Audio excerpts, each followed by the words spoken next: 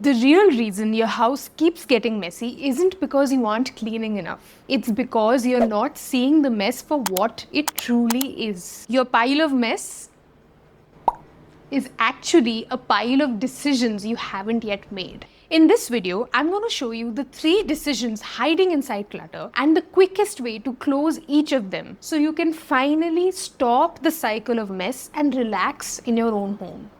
Hey, if you haven't yet met, I'm Astha. I've spent years researching decluttering and I've written over 90 articles on this topic. But more than that, I know this problem personally. I used to live with piles of things that I kept moving from place to place in my house because I couldn't quite decide what to do with those specific things. What finally helped me break the cycle was the realization that until I consciously made decisions about these piles, the mess is going to keep stressing me. To understand this, first let me show you how one unfinished decision can turn into a pile. Let's say you pick up a dress you haven't worn in 2 years.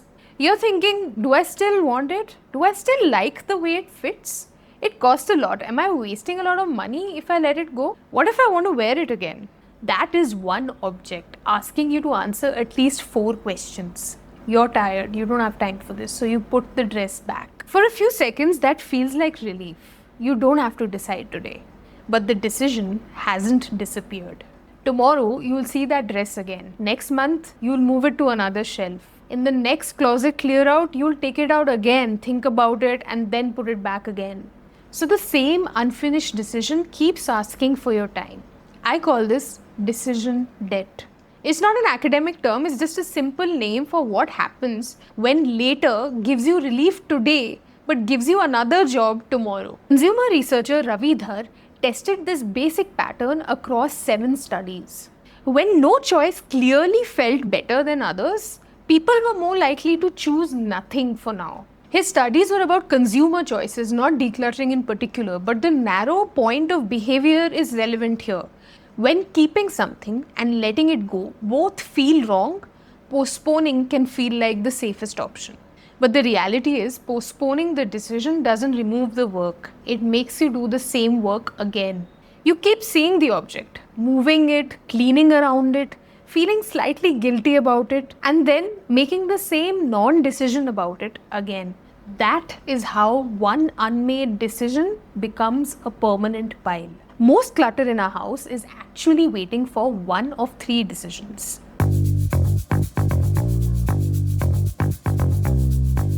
The first unfinished decision is, do I actually want to keep this? This is the dress that might fit again. The hobby supplies for the hobby you might want to restart. The expensive thing you regret buying. The gift you don't like but feel guilty releasing. You postpone this decision because you're not only deciding about the object. You're also deciding what the money meant, what the person who gave you this might think, whether future you might need it, whether letting it go says something about who you used to be. You're actually trying to resolve a decision that mattered in the past or might matter in a future that hasn't happened yet while you're living your present life. I actually did this when I was younger with notebooks. I grew up filling thick notebooks with my school notes, diary entries, random thoughts. I had shells and shells of those notebooks. Somehow I think the handwriting in them made them feel like they were living memories. Apparently I was preparing for an educational emergency. Someone would call me in the middle of the night and urgently need my grade 8 chemistry notes. So far, civilization has done fine without them.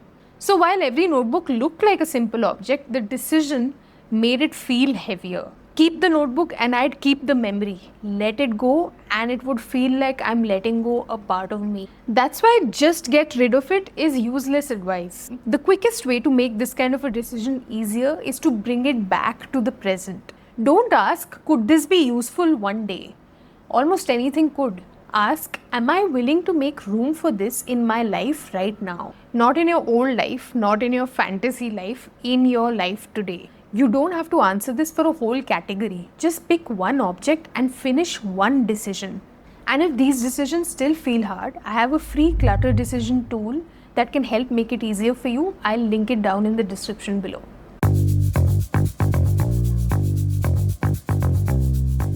You already know you want to keep this object, you just haven't decided where it belongs. And so it moves. The keys go on the table, then on the counter, then in your handbag. The scissors travel from room to room. Clothes that aren't clean enough for the closet and aren't dirty enough for the washer end up on the chair. So you actually postpone this decision because the object in question doesn't neatly fit into a category, or because the place you assigned it is inconvenient. Here is the biggest insight and hidden unlock. If putting something away takes more effort than dropping it on the nearest surface, the surface will win, especially at the end of a long day. The quick fix is not to search for a beautiful organizer for it.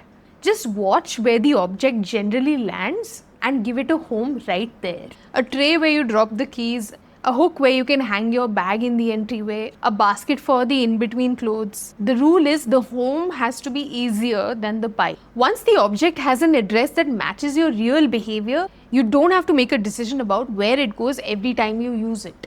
I've actually done a whole video about how you can identify these patterns and keep your home tidy without effort. I'll link it down below.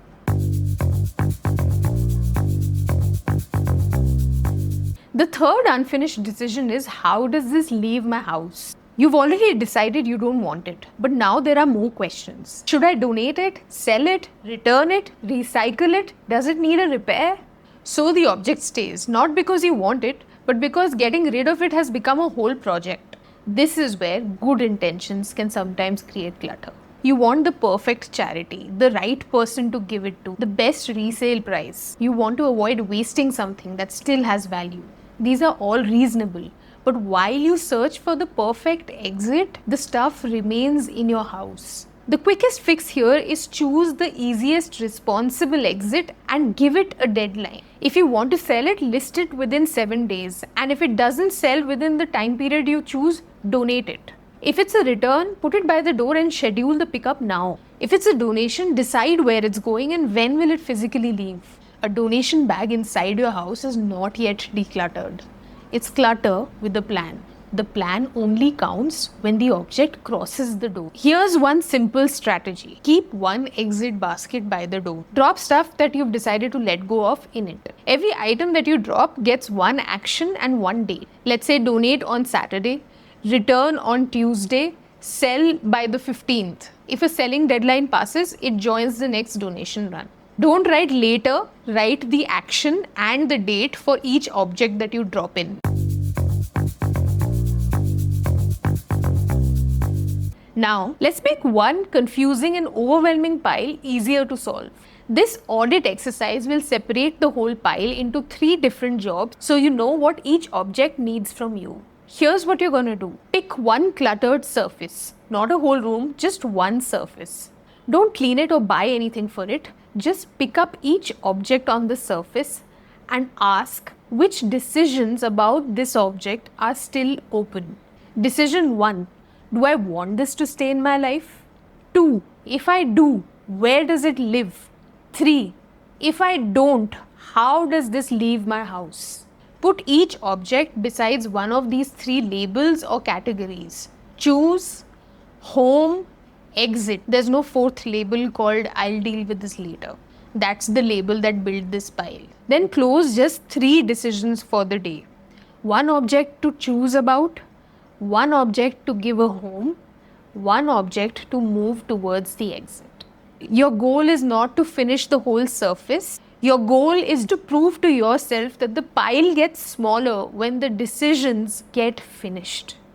You don't have one huge clutter problem. You just have many small decisions that are still open. That matters because clean the whole house is an exhausting job. But finish one decision, that's something you can do today. Tidying just moves decisions around. Organizing gives them nice containers. But clutter only leaves when decisions are finally closed. So the next time you see a cluttered surface, don't ask, how do I clean all this? Ask, which decision is still open? Your home is not asking you to clean harder. It's just asking you to finish what you started. And once you start closing the decisions that are already in your home, The next job is to stop the new ones from coming through your door. Watch this video next, where I'll show you the 4 excuses your brain uses to let clutter into your house and how to stop it before it becomes another pile. I'll see you in the next one.